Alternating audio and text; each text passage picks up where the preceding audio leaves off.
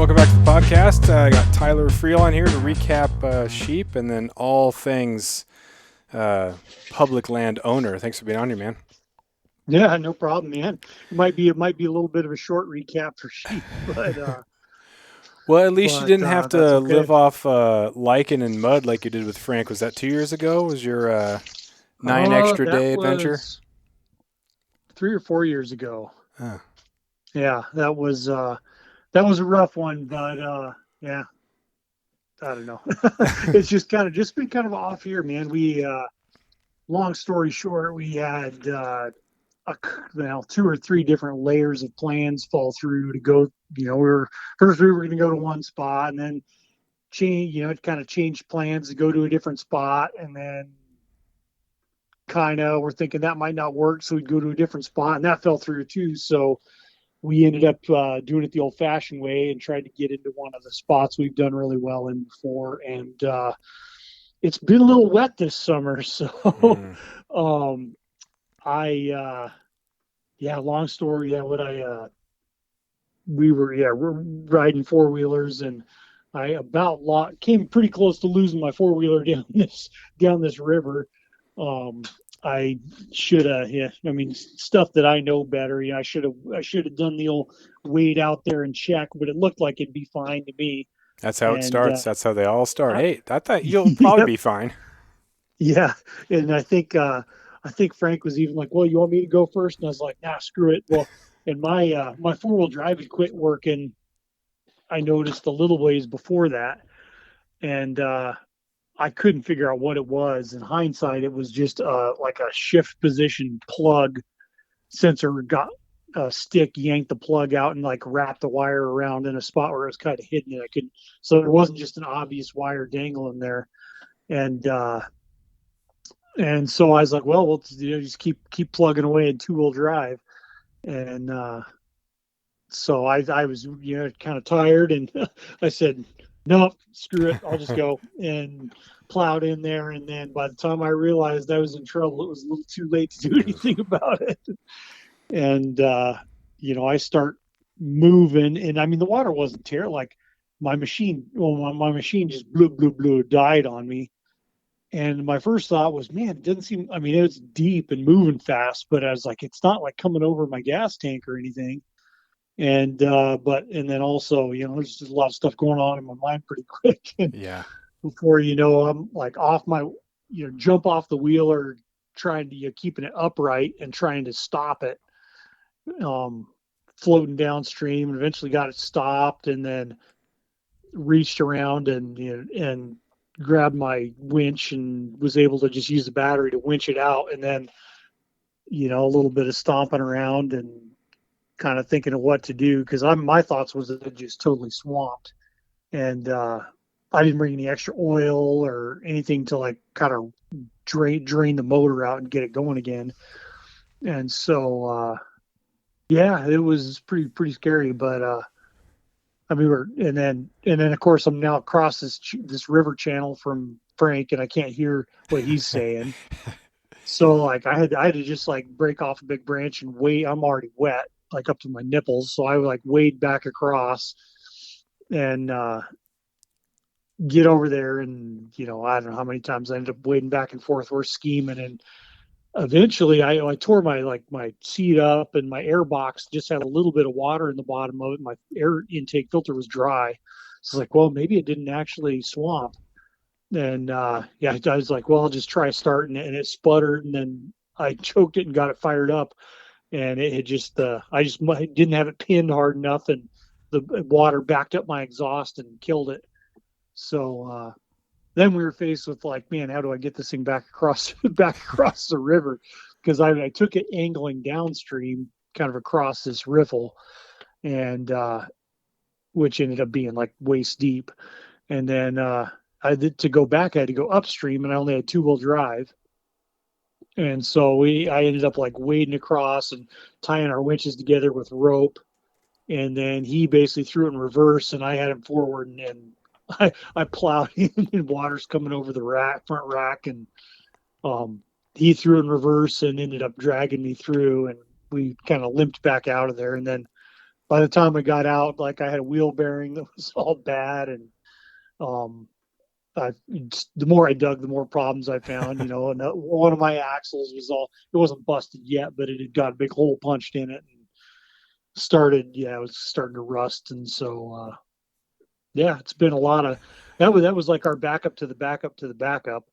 And we ended up getting out for a few days on a backup to that and found some Rams, but nothing really. We found a couple 7-year-olds that we looked at for a while to try to make 8-year-olds, but they weren't.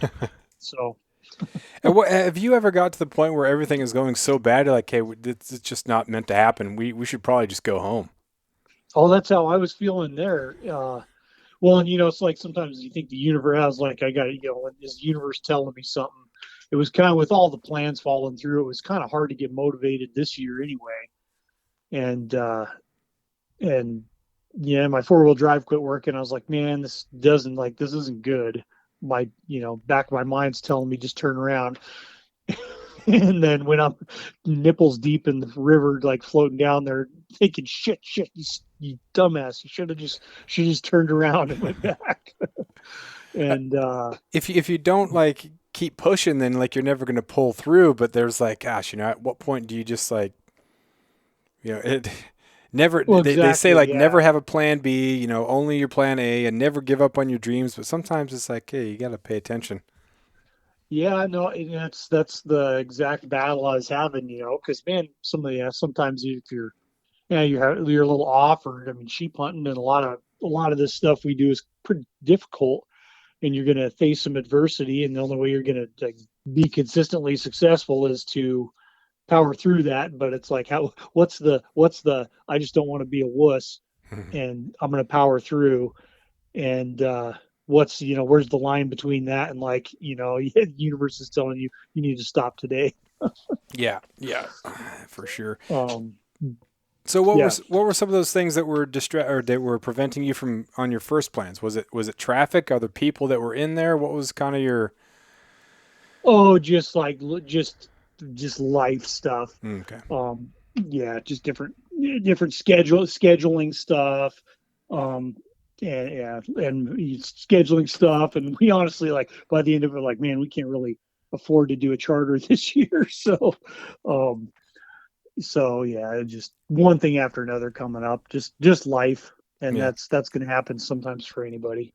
yeah. I was doing a flight with my brother and nephew, and they'd never hunted before. And my brother said we wanted to have a good experience, so he wanted to do a fly out. So I was just I was thinking, how do you figure out where everybody else is going without them sensing that you're trying to figure out where they're going? And so, like, I don't want to go to a lake where someone else is, but I don't know how to get the information about where everybody else is. So it was kind of a tough thing going into it. And then naturally, we fly into a lake. There was already someone there that we didn't see. And then two more people fly in that night. And then someone else flies in the next morning. I'm thinking, man, this fly out thing is apparently word is Yeah, out on deer in Southeast Alaska. yeah, it's pretty tricky, man. Like they, because as far as talking about it, like, I don't, unless it's like, unless it's someone that's in the loop on whatever particular spot. Like I'll lie right to their face about where I'm going. Like, I mean, you just, unfortunately, like, that's not kind of like not really typically my character, but you kind of have to.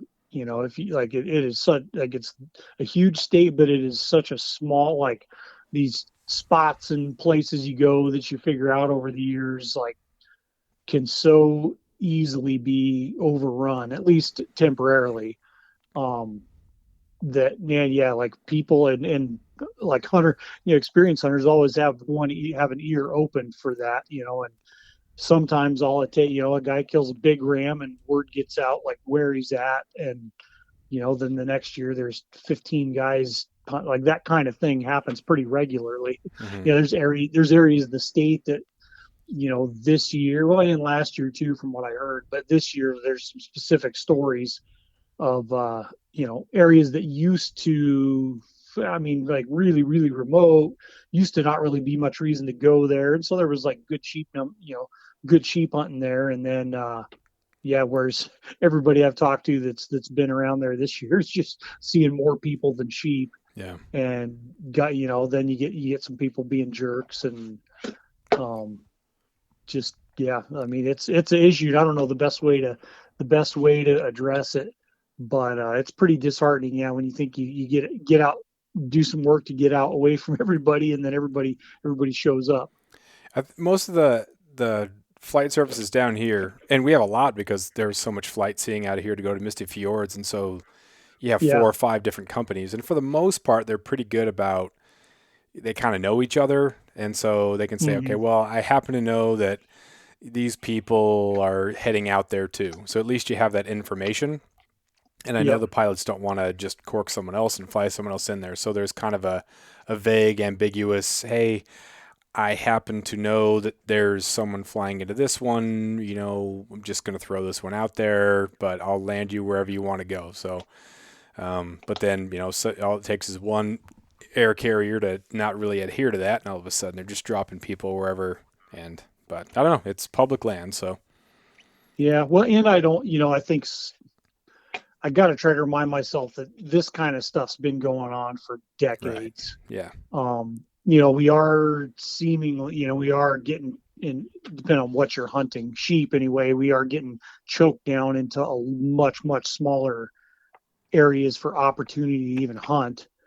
Um, so I think in some ways that's magnifying the issue, but on some level, like the issue is like come and gone in a lot of areas of the state. So I try to be, it's like way, well, I try to be positive about it, and realize. And I mean, I've seen it myself in certain different types of hunting in areas where it'll just seem like it's overrun and it's trashed and ruined for years, and then well, eventually everybody else moves on, and they're off chasing the next hot spot. Um, and so it doesn't seem to always stay like that. So for what little encouragement there is in the world, sometimes that's kind of what I yeah. try to latch onto that a little bit. Well, and you also had it when it was pretty good. You have a pretty quality career of sheep. I remember sitting in that couch doing the podcast underneath all those sheep heads, which I thought, oh, all right, this is where we're at here. This is like all looking down upon me with no favor. So at least you have that to look at. But does it make it a little bit more? I don't know. Is it more difficult to be optimistic because you've been able to kind of see this not only maybe decline in the numbers, but then there's also a decline in the amount of sheep hunters, but then the lack of opportunities based on federal agencies shutting stuff down. Like where's your mindset? Are you trying to be optimistic? Are you optimistic, or are you like, hey, it's over, don't bother? Yeah, it's over. Don't bother. Nobody else should go. But no, I mean, kind of a mix. Like, I mean, I'm so confident that the sheep are going to come back, but it's not gonna happen overnight. Like it's a thing that's going to take like 8, 10. I mean, a minimum 8 or 9 years, and more realistically, like for numbers as a whole, it's going to take longer than that. Um, just because of how long they take to mature and get to to be kind of trophy huntable rams. Um, so I think, I mean, my fear is kind of like a bunch of rash stuff happening now, which we've seen to that with the expectation that it's going to recover overnight. So I mean, if anything, I've just kind of had to adjust my expectations. Um, I'm pretty confident that usually if I get into a spot where I really want to go, I can probably find a legal ram in there, and getting a 8-year-old or older ram's not that big of a deal. But I don't know, over the years I've become a little less stressed out, or a little less fixated on like really needing to kill one, because that's just, I mean, maybe it's getting older too, but that's just, it's as hard as it is now, that's just not always going to work out. Right. The complaining that we're doing about closures seems like a I don't know rich Alaska type problem, but it is interesting because I got some numbers here um, of the 90% of Alaska, or 319 million acres, is either federal or state owned, which means that if you're like public land owner wearing t-shirt person, like that is better than you have anywhere else, because that should all Oh be yeah. our land, and we have access to that to use that. However, and there are areas like 53.8 million acres are owned by the National Park Service, and that's Wrangell St. Elias. You can still hunt in there, but then you have Denali, can't hunt in there. Makes sense. Kind of a case Or by case you can basis. hunt in parts of like part in the preserve of Yeah, Wrangell St. Elias. yeah, yeah. And I guess like there's some different parks have some different subsistence allowances, which I think is like like I understand it, but a lot of it I think is kind of bunk too. Hmm. So then you have the Unit 23 closure. That was in 2021. That was for the caribou, the Western Arctic herd, which was closed down.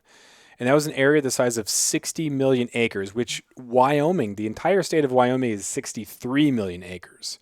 So we're talking about closing down an area about the size of Wyoming to non federally qualified users. So it's still hashtag public land owner for the most part, and yet it's closed down by the feds Yep. to Well, non federally qualified.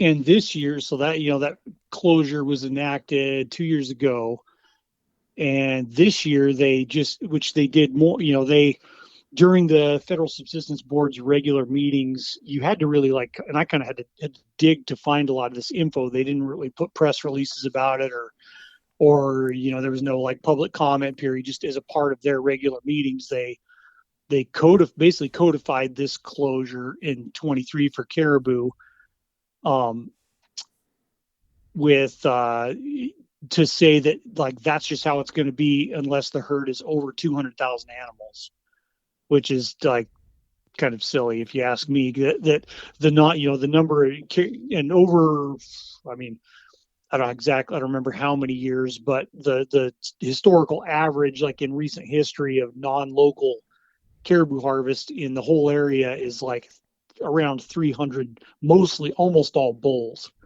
which has like no effect on the caribou. Hmm. um, and then they also, as part of those meetings, they also extended the Central Brooks Range sheep closure, which was kind of on paper, it's the result of one guy basically saying that there's huge gaps in the age structure of rams. And there's no mature rams left in the Dalton Highway corridor, which is not true. Um, and then that they just quietly extended that for 2 more years. They extended the Yukon Charlie preserve sheep closures, and actually, I think they expanded them to include Glacier Mountain, which I mean, the sheep are like the populations are down. There's no disputing that, but that's an area that averages like 1 to 2 rams per year killed historically, and in the whole area. And that there's not even an existing subsistence hunt in that area. It's just the Park Service wanting to close it down, so they had the subsistence board. They're just using what all this ends up being is like some you know I don't know, the way I see it anyway is agencies and special interests using this federal subsistence board as a weapon to close, to serve their interest, whether it's to keep non-local hunters out so perceive that things are going to get better and you don't have to deal with them, or it's an agency who is kind of like seizing this population situation as an opportunity to kind of put a more of a stranglehold on our lands. I think, I mean, it's the way I see it. I'm sure they wouldn't say it quite that way, but I don't think there's any. It's going to be pretty hard to convince me that that's not what's going on. It's really hard not to see it that way, because if and you did say in an article that you wrote, or did you wrote, you didn't say it, that at one point they were allowed to keep cows, but now the subsistence harvest is 15 per person per year with only one cow allowed. So there was, before that it was just, hey, non-residents there, Yeah, it their was. problem, even though they were less than what's 7 or 8% of the annual take. It was just the non-residents there were the problem, and the float or the planes were dispersing the herd, and so that was the big problem. But like the problem with these sort of closures is that the likelihood of them coming back and being back open, that's the problem. It's not a good faith, hey, let's just let things recover and then you can have back at it with some good measures going forward. There's no reason to ever reopen it. No, and it's kind of like, I mean, it's a steady creep, and it's been a steady creep since Anilka. When, I mean, Anilka was, which this kind of gets into debating about pipelines and drilling in Anwar and stuff like that. And some of it, like I think our state does need some responsible development. Like we need to have an economy. Um, and I think there's ways it can be done. It can be done smartly, but it's like, am I willing to trade? Anilka was basically the trade off for getting the pipeline through, and that ended up being the greatest loss of hunting opportunity that our state's ever seen. Really, I Mm-hmm. mean, millions and millions. When they created Gates of the Arctic and Wrangell St. Elias and all these like 1,500 preserves that are out there that no one ever goes to. Just based, the old like kind of crusty sourdough way of saying it's the feds are just trying, have been slowly trying to turn Alaska into one big national park. Um, Mm-hmm. and not everybody's like that. Like there's some good people that work for the feds too, but obviously, that is a real sentiment and kind of a real goal for some of these people in control. So, and yeah, that's the worry. I think especially on the sheep, I wouldn't be nearly as concerned about it if there was like a really strong basis for saying that, look, we don't think full curl management is good enough to recover this population. We need to do this. But there's no goalpost, and it's kind of reading between the lines on what's happened in the past. Like it's, I think, very realistic to consider that we're not going to get it back. Yeah. And the Western Brooks is a good example of that. Was it like maybe 2015, 16 that they closed the whole, basically from was it maybe the Itkilik River drainage west? The entire Western Brooks range got closed for sheep hunting after a bad winter, and the state went along with it at the time, and they kind of like they'll tell you like that they kind of regret that. But no one even taught, that just becomes a status quo. There's so much turnover up here, and the years go by pretty quick, and pretty soon, yeah, man, it's been closed for 10 years and no one talks about it. No one talks about goals for opening it back up, um, or any like goalpost. And so that's the biggest fear, is that it's just all going to be in it, slow. Our opportunity to hunt is just going to be chiseled down to these areas. And then from there, I mean, we've been talking, there's been a concern about everything going to draw since before the, sheep, since way before this, like 2013, 2012, that time frame, at board game meetings, this stuff was coming up. Um, and so there's a lot of issues at play, but I think if we just simply had like the opportunity to hunt the whole state, not like a lot of this wouldn't be an issue. Yeah. Well, that's another thing too, that these decisions are being made in contrast or in defiance to state biologists that are saying or Yep. not recommending these things. So it's not just the Federal Subsistence Board is going against Tyler Freel and his friends who just like to kill things and write about it.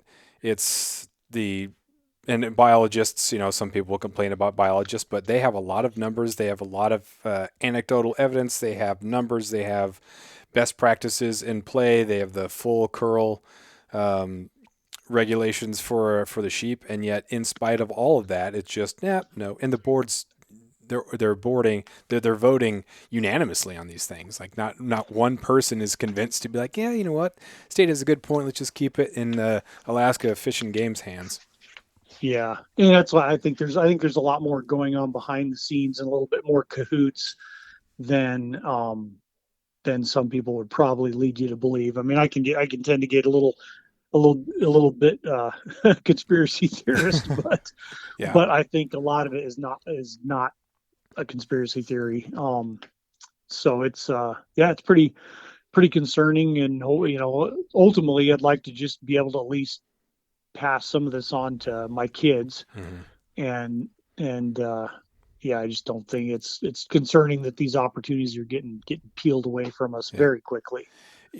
I wouldn't be a conspiracy theorist if there were good reasons for these things. If I was presented with a really good argument that says this, and I think, oh, okay, then that makes some sense. There are some decisions like the in Unit 2, Prince of Wales Island for hunting deer, where if you're federally qualified, you can hunt a week before everybody else. Actually, you have 3 weeks before everybody else. So you get a week before the season starts, August 1st on state land, and then you get 2 weeks on pretty much the road system. And Yep. you can get four, and everybody else can get two. So at least it seems like a good faith compromise. So if you're not federal subsistence, you can at least get two, and you have to wait 2 weeks, but like you're going to get it's going to be more hard horned anyway, but you still have the opportunity. So it's really Yeah. bothersome these closures that are setting the precedent. And if those continue, then that's going to be the argument. And then other Alaskans are going to be left out. It's not a matter of, just keeping the out of staters who don't care. It's like, well, you're also alienating fellow Alaskans. Yeah. Yeah, totally. I think it's pretty short-sighted. And it's funny because we all get kind of territorial about where we are. It's like, oh, those guys from Wasilla coming up here again, Yep. that type of thing. Like we all get that way, and I try to like just try to temper that a little bit with we all should be on the same team. Right. Um, but like the Unit 13 has stuff going on, and I guess for deer, I can't remember what it was, Unit 1 or 4, that they did actually like not pass they were trying to some whatever committee was trying to get like a non-resident or non-local closure for Hmm. deer down there in an area where Fish and Game is like, look, like we have plenty of opportunity, like there's plenty of deer. um but Yeah, that it's was that and was so that's fortunate. Unit 4. It was kind of the Admiralty. It was the anti-Juno essentially. It was people didn't like the people from Juno coming over and hunting on Admiralty. Yeah. Yeah, like that's an oversimplified sort of us versus them sort of argument, but that's kind Yeah. of what it seemed like. It was too many people with means that are coming over here and taking the subsistence deer, which in some cases that's a real argument. But Yeah. is there not a deer population that would warrant some sort of action like this? Yeah, but yeah, because the population so small that it can't sustain harvest from both. It doesn't mean like the thing that I think is wrong about it is when people are trying to kind of screw these guys over here just so that I can have an easier hunt. Hmm. And I mean there's no one likes no one likes hunting like just a shit show crowded hunt, but there's kind of a there's kind of a line where you got to you can't just keep everything to yourself. Yeah. And unfortunately, like I think that there's like, yeah, certainly, like there right now, I think it's the same guy who pushed and initially got the caribou Unit 13 caribou closures for federal land through a few years ago, that is now trying to do it for moose in Unit 13, to try to eliminate like non-local hunters on federal land. Um, and yeah, some areas, I don't know. I don't know what the answer is, but I think it's a mistake to kind of let any kind of management entity like this be used as a weapon to just kind of eliminate competition. Hmm. Yeah, it probably makes sense in certain contexts and definitely open for conversation because if you're living in that rural lifestyle, like things are more difficult. So I have no problem with priority going to the locals, the people who, don't want to move to the big city just because things are easier. But as long as it's reasonable and rational and there's some science behind it. But Yeah, well, it's just like what you got to like decide a reasonable level for that priority. Like I, yeah. I mean, I think residents of a state are I hate to use entitled, but are like entitled to a higher priority, access to the resources of their state. And some people really don't like that, especially when money's involved. But like I just like people get mad at Wyoming for doing some of their 10% non-resident caps on certain tags. Which I'm like, man, that's Wyoming's deal. That's the animals and the management of the wildlife like belongs to the state. It's not. That's my big beef with this whole federal subsistence board. Anyway, is they're just basically hijacking the management that belongs to the state. Mm-hmm. So, if you were exalted ruler of sheep management, what would you do for the management? What would you put in place? Well, it's hard to say. I mean, for starters, I would open Wrangell St. Elias Beach Yard. Basically, they can have Denali National Park, but basically, like open hunting opportunity in the entire, the rest of the entire state. And I think that might be all you need to do for a while. Like it's not going to make sheep hunting amazing because the population is what it is. I think maybe in some areas like more intensive predator management could help, for the time being, help accelerate. That's kind of the only thing, in that, unfortunately, people don't like to hear it, but that includes like eagles too, because they kill a heck of a lot of little lambs. But Mm-hmm. even in spite of that, like stuff comes back, and like I this year where we ended up seeing like a pretty healthy number of lambs, and we saw quite a few lambs last year. And this year, like stuff will come back, but it's just not going to happen quickly. And So, so that's my biggest thing is I would just, yeah, like to have access to all our public land. so full curl, open the entire state, and it'll be fine. Yeah, that's my take on it. Yeah, I think Let people spread out. Let the because in this hypothetical world, right now there's fewer sheep hunters than there's been in decades hunting in Alaska.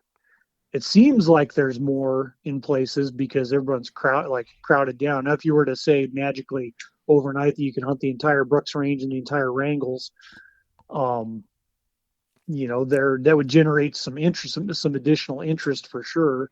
But it wouldn't be so like it's not going to be that much because everyone knows that it's still going to be hard hunting everywhere.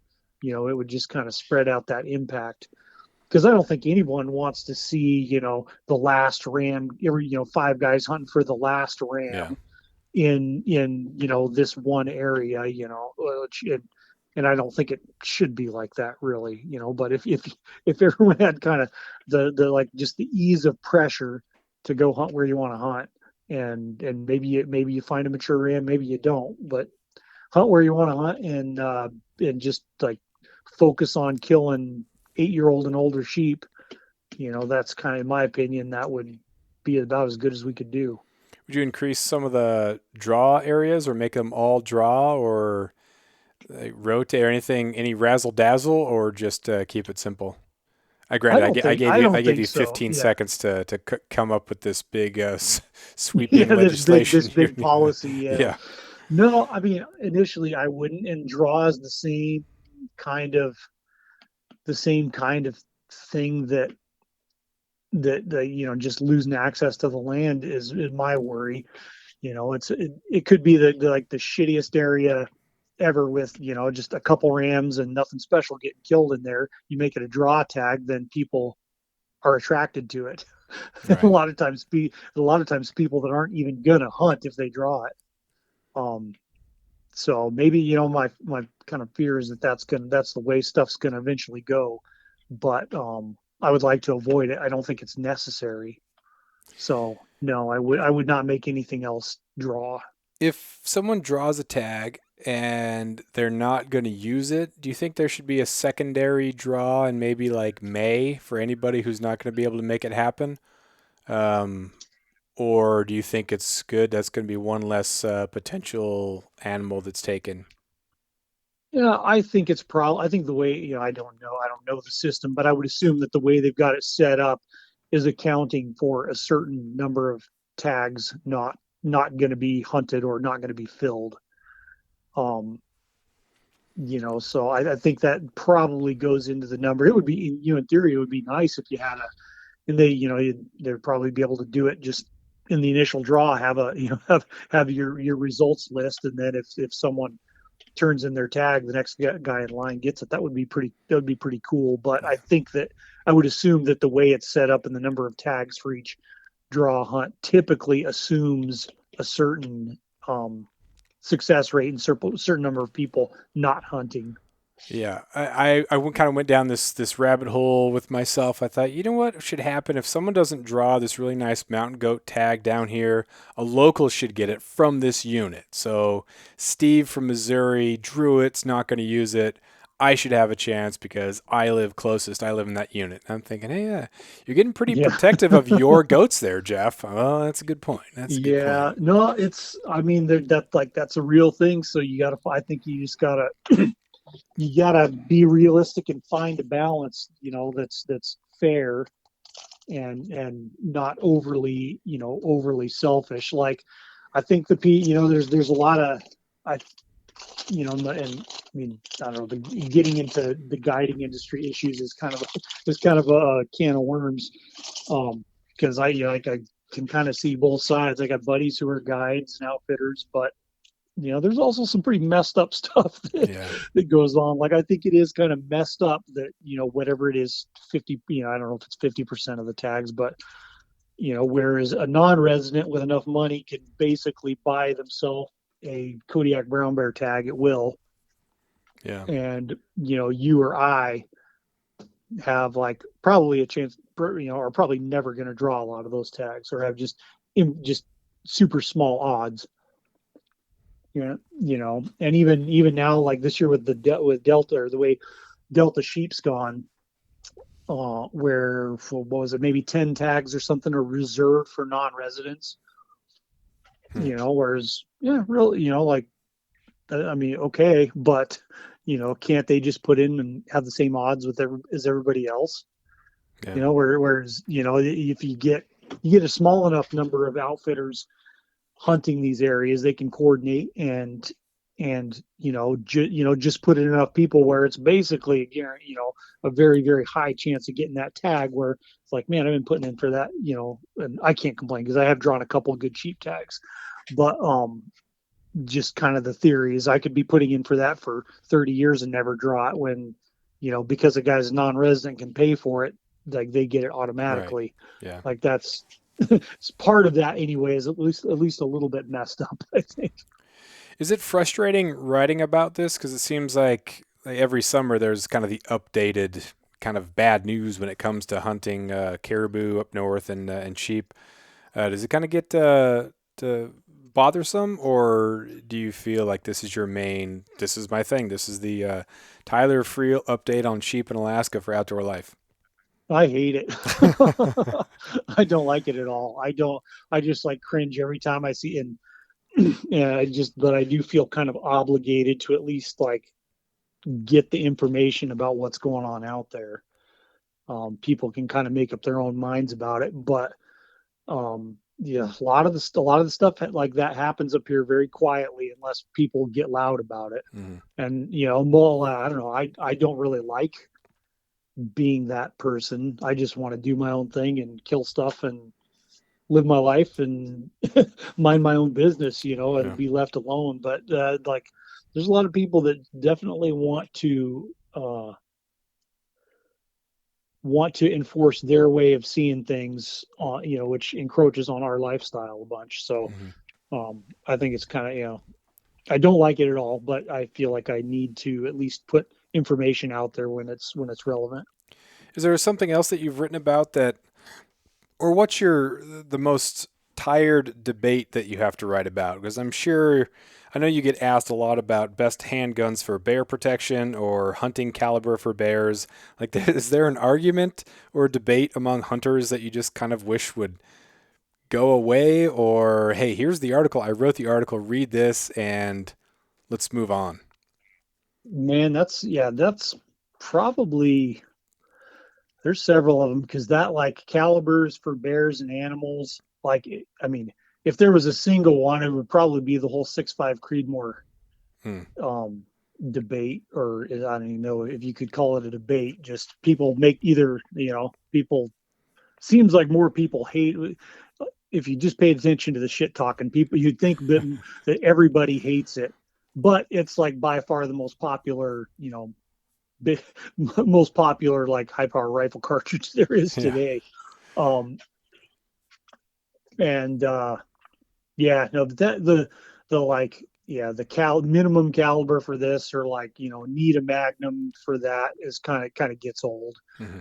Um, Especially for stuff like bears, because you see that, and some of these forums, like, you try to be helpful because everybody like starts from somewhere, and there's always people that are like, any given time, there's people that are just starting to learn Right. and trying to learn about this stuff. And like shot placement on bears is one thing. Like, I don't know how many people over the years said, "Oh, shoot bears in the shoulders and try to break them down," and it's like, well, there's not really. I mean, there's just a very tiny amount of like vital material between their shoulders.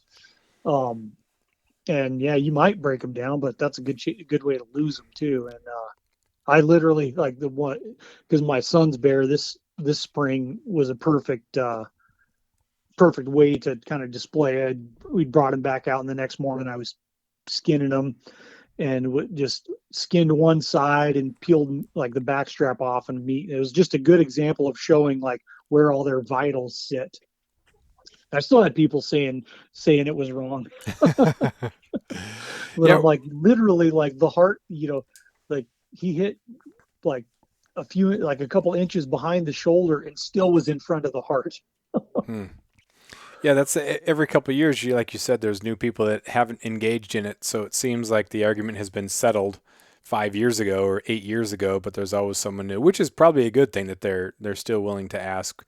What about something that you really have enjoyed covering? I know you got to shoot a lot of weapons and rifles, pistols, handguns, everything. Is there something cool that's come out in the last year since we've chatted that's like as close to a game changer as a game changer can really be? Yeah, actually, I think so, man. And I mean, that's been my jam, is just is I do the odd hunting story, but like, rifles and handguns is my jam has been my jam, and gear and stuff like that, which is almost kind of nice. I like writing the hunting stories that are just fun to write. Um, and but not not every but I also really like nerding out on the shooting stuff too, so that helps me. But probably the coolest thing I've seen this year is that 22 arc cartridge, which was released by Hornady like early this year, shot show time frame, maybe even a little earlier than that. Um, it was people had made it as a wildcat for a few years, but it's basically a 6.5 Grendel neck down to 22 caliber. So the gist of it is that you get similar to 22 250 um, trajectory out of a regular length AR-15 cartridge. And it's, like a lot of these modern cartridges, it's designed to shoot longer, heavier bullets typically than what like a 223 will. And I mean, it came out, and I was like, yeah, that looks all right, but like, what the hell? It's not that exciting. And even shot a bolt gun with one at our gun, and then at our gun test we had an AR that didn't shoot that well. But this is primarily being an AR cartridge, or was originally designed like, kind of wildcatted. I would say, I don't know about originally, but most notably by oh, Greg, what's it? I'm blanking on his last name at Proof Research, shooting partners with Sean Murphy, Greg Hamilton, but he necked it down to use an AR for sniper matches. So basically, from 0 to 450 yards, you wouldn't have to adjust your scope. You just like hold a little high on the target and hit what you're aiming at.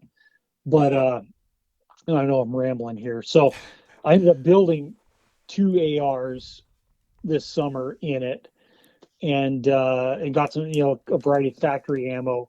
The real, like, where it really clicked for me was I was shooting some like 75 grain factory loads, which that from Hornady, which that bullet you can shoot in a 223 in magazine length. Now, when I used to shoot service rifle, shooting at 600 yards with, you can use scopes now, but we were using iron sights at the time. Use these big, long, like super efficient 80 grain bullets, but you can't load them in a magazine because they're too long, so you have to single feed them. And this cartridge, it's like the case is much shorter, and so you can load those really efficient long bullets in that case and fit them in the magazine, and The gun runs just fine, and it's a little faster than a 223. So it ends up being slower than a 22 250, but catches up to it and surpasses it at a few hundred yards. And the really clicked for me is I was out goofing around shooting a 6.5 of mine with 140 grain bullets at 1,000 yards in like a 10, 12 mile an hour crosswind. And I was also had this 22, one of these 22 arcs they're shooting, and it gave had a at 1,000 yards, it had a better trajectory and the same wind drift as this like way heavier 6.5 millimeter bullet that should do better than a 22. Typically, like 22 cal bullets just get blown around in the wind like crazy. So I'm like, huh. And I start digging deeper. And in a bolt action, you can load it like another 10,000 psi higher. And there's a couple bullets out there like Hornady's 80 grain ELDX, and there may or may not be another like really heavy, long, efficient bullet, hunting bullet coming out. And I talked to guys that have shot a couple things with those, like antelope, and just totally like blow all the way through them, through both shoulders. And like the bullets hold together much better than like a 22 bullet we would have ever thought about using before. And what I'm getting at is like I think that this cartridge like could fill a lot of the roles and do them even better than like the 243 classic Mm. cartridge. So like deer rifle, sheep rifle, caribou rifle, because I wouldn't hesitate to shoot anything really with I wouldn't head out to go hunting coastal brown bears with a 243 unless I had to. But all like a good shot considered, like I wouldn't hesitate to shoot anything with a 243 with 90 or 100 grain bullets. Like why would, if I've got a bullet that is going to be much more efficient, like give me a better trajectory and better in the wind and not recoil at all, where I can see my bullets impact, like why would I ever think twice about shooting something with an 80 grain 22 bullet if the bullet functions well and this bullet creates the kind of wound cavity it needs to. And so that's, if you can't tell, I'm super nerding out about that lately. But I've already got I've got a bolt, I've got an action that I'm getting barreled to make like a lightweight sheep type rifle out of it, because you're the only thing you're really giving up compared to like the 243 class of cartridges is recoil. So it's pretty, a lot of people think I'm crazy for saying that, but yeah, it's like TBD, I guess. Maybe I'll be wrong, maybe I'll be right. But it's like a dream to shoot really accurate and pretty freaking impressive. Like when you start stretching the distance out, not that I'd shoot animals that far, but if it's that much more effective at those distances, like under 400 yards, when you can just watch your bullet impact and you're not going to it's not going to be a big ballistic difference or like terminal performance difference to something a little bigger. Mm. Or even compared to a 6.5, like, yeah, you may not get quite the damage you get with a 6.5. Maybe you will, but just being able to watch your shots and have even better like wind performance is gonna count for something for me anyway. I think it's worth fleshing out anyway. Yeah.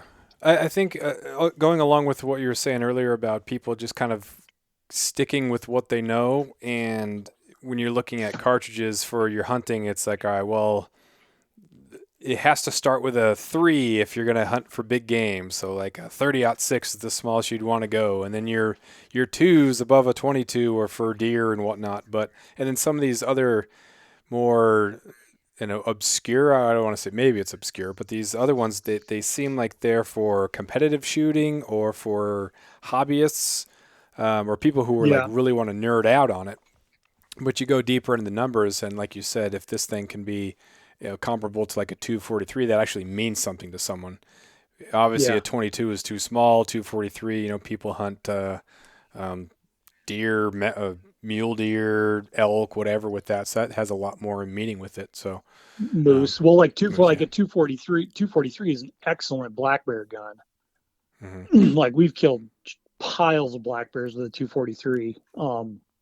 Which, and like killed a bunch with a 6.5 too. Like it's not.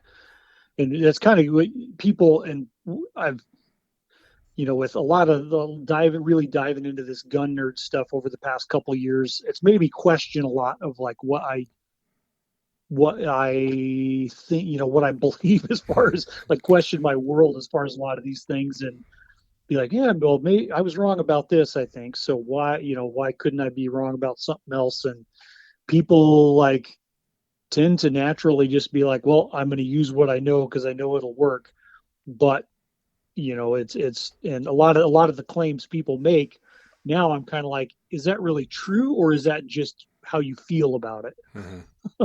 Yeah, there's a Is point. that objectively, like, is this cartridge going to do objectively more damage and like kill this animal more quickly in a more meaningful way that's like consistent and observable and demonstrable, or is it just I feel this way? I mean, you hear guys all the time like, oh well, I saw this moose like took forever to kill with a 30-30 this one time, so like, yeah, that's no good.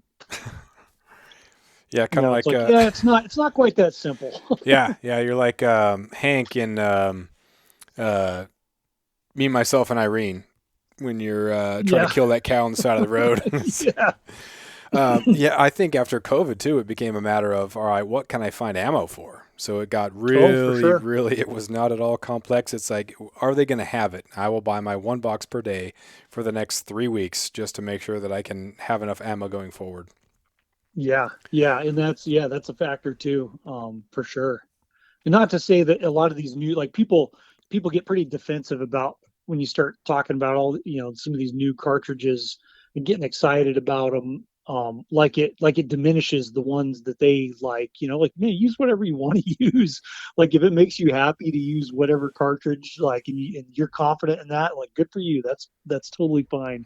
But people like feel like they need to defend their sister's honor or something if someone suggests that something else is really cool, or that that something else is really good at it. Yeah. Um, because objectively, like, I mean, it's hard for us, I think, because hunting, and for some people just shooting, hunting is such a passion, and like, kind of integral part of who we are, that we get pretty emotionally invested in some of this stuff, Hmm. even when we probably shouldn't. Yeah. Is there anything else tech wise that you're excited about or that you used this last year that has been pretty cool? Um, Not a heck of a lot. Trying to think. You haven't found any Rifle wise. actual bomb proof gear or the perfect breathable waterproof rain gear? Nope. Yeah, we're still looking on that. The search is still on for that. I'll let other people figure that one out. Mm. But I uh, I got one of those Stone Glacier vinyl harnesses Hmm. this year, and I really like how that fits. I wish I would have been able to carry it around the mountains more in August, but like, yeah, it was time that I upgraded, and that's been a pretty nice piece of gear. Um, Yeah, I have yeah, one of what those the too. heck It's else? it's a pretty low profile. It's pretty small. I found some of those others that have they're a little bit thicker, and so Yeah, if it rains, it can kind of get a little heavy, and then you keep adding stuff, putting stuff in the pockets before you know it, like you got a lot of weight on your chest. yeah, and I mean, I was still like on the old. I mean, I have one of the Alaska guide creation ones that I used for a few years, and then I kind of quit using that. I was actually using this old one that Hornady sold, and I don't know who made it, but like, I kind of liked the layout of it, but it was pretty primitive and big and clunky, and the harness was horrible. Compared, yeah, I got this Stone Glacier one. I'm like, wow, this is really nice. Yeah, um, lots of but that's Velcro. been, They yeah, they love their Velcro at Stone Glacier. yeah, they like the Velcro, so that's okay though. Nobody can be perfect, Yeah, but that's right. what the heck else? Sometimes it's so, yeah, it's if I really, I'd have to really think about it, Yeah. but Well, that's nice too to yeah, kind of have your there's some. stuff dialed in. Like if every year you're doing a massive turnover, or you're so dissatisfied with your pack, or you're so dissatisfied with your camo or whatnot, like that's an expensive thing to keep Oh yeah, turning that stuff over. And I think a lot of people too, when they you're kind of an opportunist when it comes to gear, or that you got a deal on this, and so you're promoting this brand or this brand. People are like, I don't. Hmm. Is this even really good, or did you just jump to the next opportunity? So I think seeing people who are pretty dialed in with their gear and are good hunters, I think that says a lot for the brands too. They're not just at the next Yeah, opportunity mercenary. yeah. And I did. I guess that in that pack, that reminds me, I did finally get a new pack. I got that new Kafaru Arc frame, which is a pretty freaking slick frame. Real easy to like attach your bag and adjust your shoulder strap height, all kinds of stuff. Like that's a really nice frame. And again, like yeah, I'll have to. I need to put a lot more use to it before I like really feel passionate about it. But I was pretty impressed with that. But yeah, it's and I don't know. I like it's funny you say like people you know, like repping this or that. It's like man, it's like don't worry about repping a brand or doing like it's I get a little jaded maybe to it sometimes. I'm in a very unique and fortunate position where I get to try out a lot of stuff. Um, but I've kind of even some of that I've even dialed back unless I have a really specific use for something. Like man, I don't pursue getting the gear thing because nothing's for free, Hmm. and you can only use so much stuff, and I kind of like what I use. Yeah. So yeah, I mean that if anyone just has stuff they like to use, I mean always be on the eye for always have your eyes open for stuff that might might work a little better for you if you have a good opportunity to upgrade something. But the gear's all secondary, Yeah. like having a good plan and just putting the time into it's the biggest thing. I remember when Jesse moved to Prince of Wales, and he like had Sitka stuff because he liked it. He said, "Man, this stuff layers together super well. Like you're not trying to put this hoodie that is a different brand underneath this jacket, and this is a windbreak." I mean, he said this stuff works great, but he got ridiculed because it was. Oh, you're one of those down south type hunters. Oh, look at this guy with all of his Sitka Yeah, camo. And then within, a couple of years, everyone's like, "Hey, this is there's something to this, all right." And then now it's you can it's on to Kuyu, it's on to whatever brands, but it's just kind of silly that we yeah, can you Carhartts and extra toughs. That's all you need, and a hoodie. And it's like, do you like being miserable? Like yeah, it's okay to enjoy yourself out there. yeah. And like yeah, my for years and years I've like kind of like the old camo Carl, full on matching thing has always kind of like been I've always kind of ridiculed that a little bit, but but like the I guess the my viewpoint is that there's you can definitely get like you can set up a pretty nice setup of gear if you don't worry about matching it, but Right. there can be advantages to some of that gear that does like end up working together. You might Hmm. just look like a fool. Yeah. Well, I think as long if you're wearing it in the airport, that's kind of. I mean, you do it again. Do whatever you want, but yeah, if you get off the airplane here in Ketchikan and you got you're ready to go like right now, you'd be field dressing a deer at a moment's notice. Then that's kind of silly, but whatever. Do whatever Yeah. you want. So Now it's funny because we look forward to moose hunting where we can just like wear cotton and comfortable stuff. man, it's the comfort of kind of these fall hunts and rut. We got the hot tent or maybe even a second tent. It's just there's nothing wrong with not roughing it. Yep. But Yep. so what do you got? You got moose hunt coming up? Yeah, getting ready to go moose hunting here, kind of we won't go out for the opener, but we'll, hunt the last maybe 2 weeks of the season and like we normally do and uh, should do should do pretty well. It's pretty wet this year, but we've already kind of started shifted gears and started assembling some of our camp stuff and yeah, just trying to get ready for that. And then hopefully meat cutting. And I've got a couple work trips this winter or this fall. Like I think I'm gonna go deer hunting in Texas in November, and then mule deer hunting in Nebraska in December, Nice, muzzleloader hunting. So that should be a lot of fun. nice. Um, but Yeah, got to get the important stuff taken care of first. Yeah, for sure. Well, thanks, man, for being on here. Always good to talk to you. Sorry the Yeah, sheep yeah, hunt didn't turn likewise. out, but I know it's. Yeah, I'm sure it'll come back in your favor. Yeah, someday. I'm a little bitter. I'm a little bitter about it, but that's just the way it goes sometimes. Just take it out on There's moose and mule deer and everything else. Yeah, if there's a positive, it seems like there's people. I don't know about a lot of people are having a tough time this year, but um, a lot of the pictures I'm seeing of rams are like nice, like mature rams. Like people are getting some good rams this year, so that's always encouraging to see and like nice to see people having success. Nice. So Yeah. it's not all bleak. Yeah. Can't be all about you. Nope, nope, no, because no one else would care. No, that's right. Cool, man. Thanks again. Appreciate it. Yeah, no problem, All man. right.